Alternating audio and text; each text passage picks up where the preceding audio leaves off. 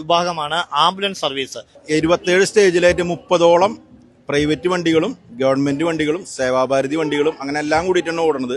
4 ദിവസമായിട്ട് ഞങ്ങൾ എല്ലാവരും ഉണ്ട്.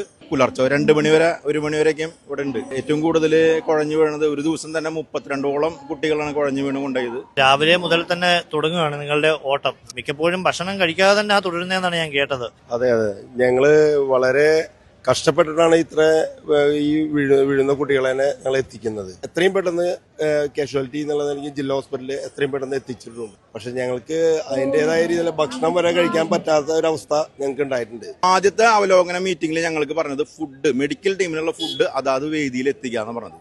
പിന്നെ അതിനുശേഷം ഉണ്ടായിട്ടില്ല. പിന്നെ ഇപ്പൊ പറയണത് അവിടെ പോയി കഴിക്കണം എന്ന് പറഞ്ഞ. അപ്പൊ മിനിഞ്ഞാന്ന് 32 കുട്ടികളാണ് ഈ വേദിയിൽ നിന്ന് കൊണ്ടുപോയത്. ഇന്നലെ ഞങ്ങള് ഭക്ഷണം കഴിക്കാൻ വേണ്ടി അങ്ങോട്ട് പോവാന്ന് തീരുമാനിച്ച ഡോക്ടർമാരുമായിട്ട് കയറിപ്പോയി. അപ്പോൾ ഇവിടെ ഒരു ടീച്ചർ കുഴഞ്ഞു വീണു, ആരുമില്ല. അപ്പൊ അങ്ങനെ ഒരു സ്ഥിതി ഉണ്ടായി. പിന്നെ നമ്മളിപ്പോ തൃശ്ശൂര് നടക്കുന്ന ഒരു കലോത്സവം, എല്ലാവരും തൃശ്ശൂർക്കാരാണ്. അതിൻ്റെതായ ഞങ്ങൾ അതുകൊണ്ട് ഞങ്ങൾ ഫുഡ് ഇപ്പൊ പുറമെന്ന് കഴിച്ചാലും ഇതിനോടൊപ്പം സഹകരിച്ച് പോകുന്നു. അപ്പം ഉറക്കവും ഊണുമില്ലാതെയുള്ള നിരന്തരമായ ഒരു സർവീസാണ് ഇവർ നടത്തിക്കൊണ്ടിരിക്കുന്നത്. എങ്ങനെയാണ് ഇപ്പൊ നൽകിക്കൊണ്ടിരിക്കുന്ന സർവീസ്? എത്രത്തോളം സന്തോഷവാനാണ്? സംതൃപ്തിയുണ്ടോ? സംതൃപ്തി ഉണ്ട്. നമുക്ക് ആൾക്കാർക്ക് ചെയ്യാൻ പറ്റാവുന്ന ചെറിയൊരു സഹായം അല്ലേ. അപ്പം ഇതാണ്, അതായത് നേരത്തെ സൂചിപ്പിച്ച പോലെ തന്നെ ഊണും ഉറക്കവും എല്ലാം ഉപേക്ഷിച്ച് കലോത്സവത്തിന്റെ വിജയത്തിനായിട്ട് അക്ഷീണം പ്രവർത്തിക്കുന്ന ഒരു വിഭാഗമാണ് ആംബുലൻസ് സർവീസ്.